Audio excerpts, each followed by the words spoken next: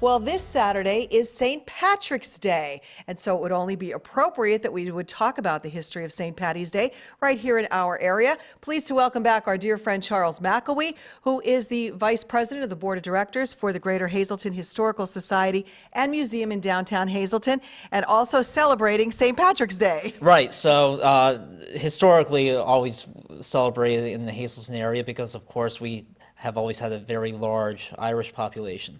And actually recently wrote about that for the American Conservative about the Irish experience in northeastern Pennsylvania, focused on Hazleton, and really just fascinating when you go to the archives and you read about how it was celebrated in the past. So I came upon a clipping from the 1800s. It doesn't give the exact date, but it sounds like it was perhaps the 1840s or 1850s, but the plain speaker recounts how St. Patrick's Day was celebrated, and I'll go ahead and read an excerpt from that.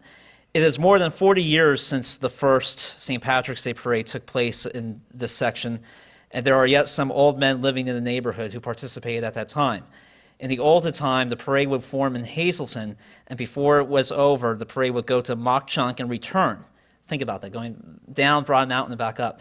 And it has often been related as a fact that the paraders accomplished that trip one year when the snow was more than 2 feet in depth on the level, and that oxen teams and able-bodied men were put in the front so as to break down the snow. It is only within the last couple of years that some of the old gentlemen died who participated in these lawn parades, and they include names like Kelly, Gorman, Fitzpatrick, Gorman, Mooney, Boyle, and others. And after the parade was over, they would engage in the dance at night, showing that the young men of 40 years ago were hardly and knew very little of fatigue. In the 50s, which presumes 1850s, the length of the parade was shortened, and the circuit was from Hazleton to Beaver Meadows, Janesville, Otterreed, back to Hazleton, where the parade would be dismissed, and then every division would return to their respective towns where a dance was held at night.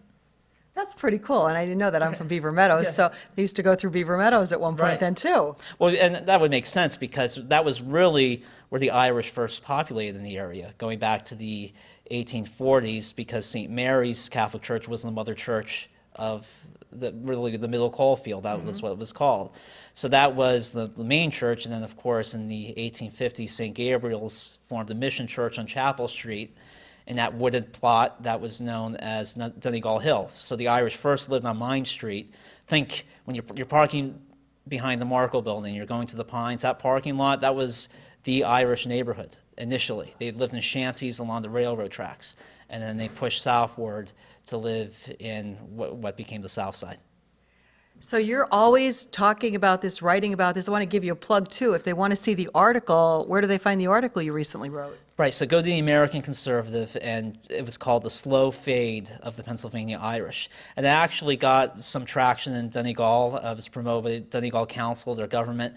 And of course, like any commentary, people love the article, some hated it. It depends on your perspective. But I write about the Irish experience, just having grown up with that experience. So in the spirit of St. Patrick's Day, I recommend take a read.